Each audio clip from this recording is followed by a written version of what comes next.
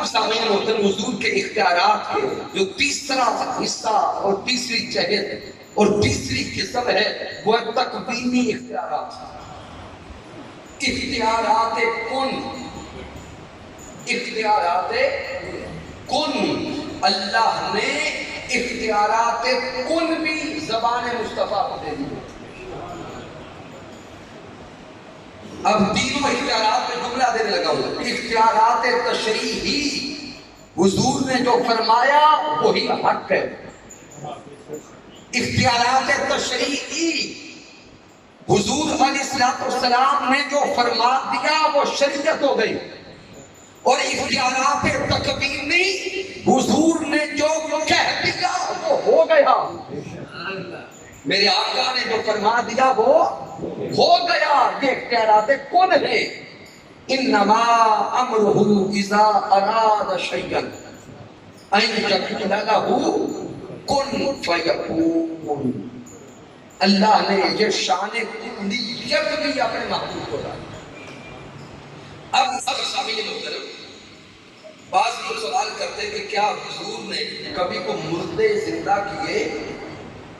تو ہاں جواب سن لیں. میرے آقا نے مردے زندہ کیے. بعض لوگ نہیں مانتے، وہ ان کا اپنا ایمان ہے، ہم بحث کرنے والے نہیں. اب اس پر میں 2-3 دلائل لیتا ہوں. پہلی دلیل تو معروف ہے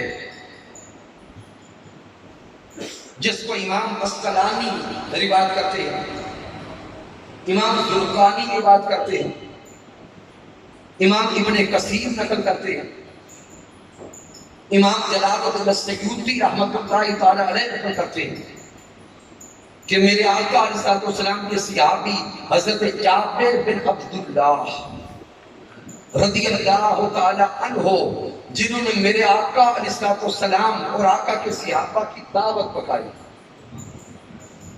ان کے پاس ایک ہی بکری تھی. حضور کی مہمان نوازی میں بکری ذبح کر دی. ظاہری دنیا کے حوالے سے غریبی بھی تھی، آقا کی مہمان نوازی بھی کرنی تھی. تو وہ جو بکری گھر میں موجود تھی جس کا دودھ بچے پیتے تھے اسی بکری کو ذبح کر دی. اب حضور حال تو جانتے تھے. جب آقا صحابہ کے سامنے بیٹھ کے اور صحابہ کھانا تناول فرما رہے تھے، میرے آقا فرماتے صحابہ گوشت کھاؤ لیکن ہڈیاں نہ توڑنا. گوشت تناول فرماؤ لیکن ہڈیاں نہ توڑنا. اب سارے صحابہ کھاتے رہے، ہڈیاں اکٹھی کرتے رہے. جب کھانا تناول فرما چکے، میرے آقا علیہ السلام ہڈیوں پہ ہاتھ پھیرتے ہیں. بس ایک لمحہ لگتا ہے، وہ ہڈیوں پہ گوشت آتا ہے، بکری زندہ ہو کے سامنے کھڑی ہو جاتی ہے.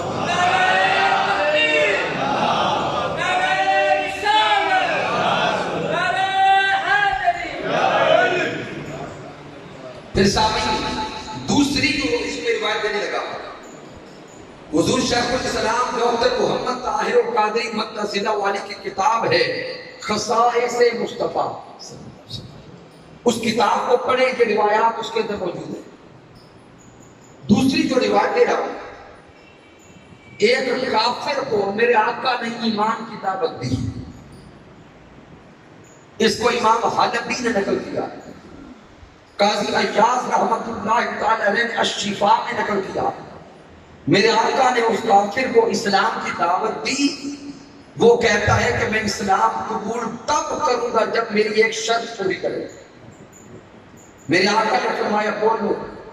وہ کہتا ہے کہ میری بیٹی فوت ہو گئی ہے، اس کو زندہ کر دے میں کلمہ پڑھوں. میرے آقا فرماتے ہیں کہ چل مجھے اپنی بیٹی کی قبر پہ لے چل. اور سامنے یاد رکھیں، ایمان قبول کرنے کے لیے جس کافر نے حضور کے سامنے جو بھی شرط رکھی ہے میرے آقا نے پوری کی. چاند کا توڑنا بھی کفار کی ایمان کے لیے کیا تھی؟ شرط تھی. پتھروں سے کلمے پڑھانا بھی کفار کی ایمان قبول کرنے کے لیے شرط تھی گو سے کلمہ پڑھانا بھی، کفار کی ایمان قبول کرنے کے لیے شرط تھی اب اس کافر کی شرط ہے کہ اگر میری بچی زندہ کر دے تو میں کلمہ پڑھ لوں۔ میرے آقا فرماتے ہیں کہ بیٹی کی قبر پہ لے چل، میرے آقا اس کی بیٹی کی قبر پہ کھڑے ہوئے اس کا نام لے کے پکارتے ہیں، جو ہی میرے مصطفیٰ اس بیٹی کا نام پکارتے ہیں قبر کے اندر سے اس کی آواز آتی ہے لبیک و یا سعدیک یا رسول اللہ۔ میرے آقا اس سے کلام کرنے لگے، میرے آقا فرماتے ہیں بیٹی اگر تو چاہے تو کیا تجھ کو اس دنیا میں واپس لے آئے؟ اگر تم چاہے تو اس دنیا میں واپس لے آئے۔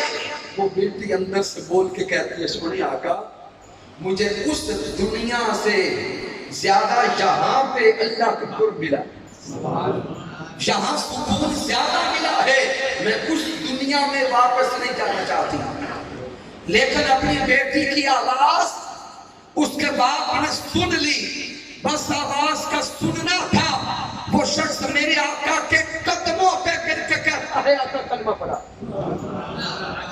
تو یہ میرے آقا کے اختیارات تکوینی ہیں، لیکن سامعین محترم سن لیں، ہمارے نزدیک کسی مردے کو زندہ کر دینا یہ چھوٹی بات ہے، یہ چھوٹی بات ہے۔ کیوں؟ بھئی جس مردے کو زندہ کیا اس کا پہلے جسم بھی تھا، روح بھی تھی، آواز بھی تھی، بول اور چال بھی تھی، فرق اتنا کہ روح نکلی تھی اور میرے آقا نے واپس لوٹا دی۔ ارے یہ چھوٹی بات ہے، ہمارا ایمان اور عقیدہ تو یہ ہے تاجدار کائنات نے ایسے مردوں کو بھی زندہ کیا جن میں نہ روح تھی، نہ احساس تھا، نہ زندگی تھی، نہ زبان تھی، میرے مصطفیٰ کی نسبت سے ان کو زندگی ملی، آواز ملی، سانس ملی، احساس ملا، سننا ملا، یہ سب کچھ میرے مصطفیٰ نے ان کو دے دیا۔ اس پہ کئی دلائل سامنے موجود ہیں۔ سامعین محترم، حضرت عکاشہ رضی اللہ تعالیٰ عنہ کی جنگ میں تلوار ٹوٹ گئی۔ کیا ہوا؟ تلوار ٹوٹ گئی، ادھر جنگ جاری ہے، حضرت عکاشہ دوڑتے ہوئے میرے حضور کی بارگاہ میں آئے، عرض کرتے حضور تلوار ٹوٹ گئی، اب کیا کروں؟ میرے آقا کو سامنے ایک لکڑی نظر آئی، ایک چمک نظر آئی، تاجدار کائنات نے وہ سوٹی، وہ چمک، وہ لکڑی اٹھائی، حضرت عکاشہ کے ہاتھ میں دے کے کہا عکاشہ جا لڑ، آقا کے ہاتھوں میں آنے کی دیر تھی، وہ لکڑی لوہے کی تلوار بن گئی۔ یہ اختیارات کون ہیں؟ اس سے بھی آگے بڑھ کے سامعین محترم روایت بڑی مضبوط ہے، اور آپ احباب نے زندگی میں کئی بار پڑھی سنی ہوگی، امام بخاری صحیح بخاری میں لاتے ہیں، امام بہقی نقل کرتے ہیں، امام دارمی نقل کرتے ہیں، حضرت امام احمد بن حنبل نقل کرتے ہیں۔ آج کے درس عرفان و حدیث کی آخری حدیث بات دے رہا کہ تاجدار کائنات مسجد نبوی میں کھجور کے تنے کے ساتھ ٹیک لگا کے خطبہ دیتے تھے۔ میرے آقا علیہ السلام کھجور کے تنے کو فیضیاب کرتے ہوئے خطبہ ارشاد فرماتے۔ میرے آقا کی ایک صحابیہ، ان کا غلام بڑھئی تھا، وہ ایک دن حضور کی بارگاہ میں عرض کرتے سونے آقا اگر اجازت دیں تو آپ کے لیے منبر تیار کروا دوں۔ میرے آقا نے اجازت دے دی، چند دن گزرے تو ممبر تیار ہو کے مسجد نبوی میں آ گیا. اب آقا علیہ السلام خطبہ ارشاد فرمانے کے لیے ممبر پہ تشریف فرما ہوئے. صحابہ کرام کہتے ہیں ادھر تاجدار کائنات ممبر پہ تشریف فرما ہو کر خطبہ دینے لگے. ہمیں مسجد نبوی سے کسی کے رونے کی آواز آنے لگی. وہ رونے کی آواز پڑنے لگی. شہادت کے سسکیوں کی آواز مسجد میں گونجنے لگی. صحابہ کہتے ہم حیران تھے کہ کون آج ہمارے درمیان اس طرح سسکیاں لے لے کے رو رہا. صحابہ کہتے دائیں بائیں دیکھا کوئی شخص اس طرح روتا ہوا نظر نہ آیا.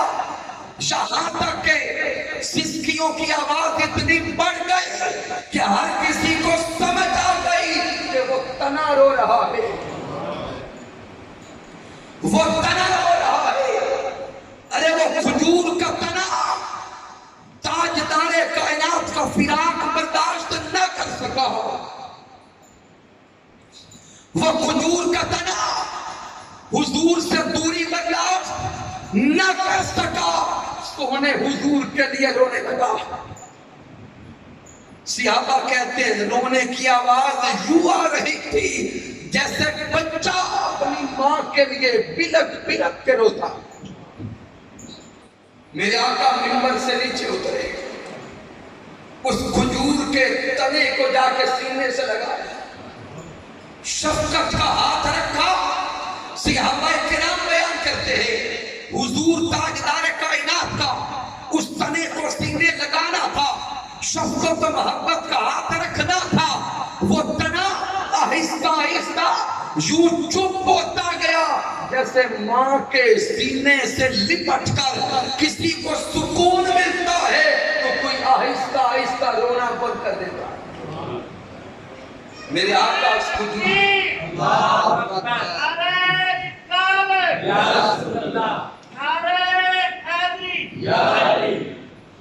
زندہ ہو جاوید نبی, زندہ باد, زندہ ہو جاوید نبی, زندہ باد. تو سامعین محترم, تاجدار کائنات صلی اللہ علیہ وسلم اس کھجور کے تنے سے فرماتے ہیں اگر تو چاہتا ہے تو تجھے اسی دنیا میں واپس زندہ کر دے, اسی دنیا میں پھر ہرا بھرا کر دے, پھر تجھ پہ کھجوریں لگے, یا اگر تو چاہتا ہے تو تجھے جنت پہنچا دے, تیرا پھل پھر جنت میں جنتی کھائے. وہ تنا حضور سے عرض کرنے لگا آقا پھر مجھے جنت پہنچا دے. سامعین محترم, آپ سے آخری سوال کرنے لگا ہوں, مجھے بتائیے تو صحیح, کیا کھجور کے تنے اس طرح کبھی روتے؟ کیا کھجور کے تنے اس طرح کبھی کلام کرتے ہیں؟ نہیں کرتے. تو اس کھجور کے تنے کو یہ احساس کہاں سے ملا؟ اس کھجور کے تنے کو یہ آواز کہاں سے ملی؟ تو یہ تو بے جان تھا, نہ احساس تھا, نہ آواز تھی, نہ کان تھے سننے والے. اس تنے کو یہ سب کچھ ملا ہے تو ذات مصطفیٰ سے ملا. اس لیے آئیے آج کے اس دور میں حجیت حدیث کے اس موضوع کو ذہن میں بٹھائیں اور تاجدار کائنات کے کلام اقدس کی حجیت کو من میں اتارے. رب کائنات نے ذات مصطفیٰ کو یہ مقام عطا کر دیا ہے اور کیا ہے کہ حضور نے جو فرما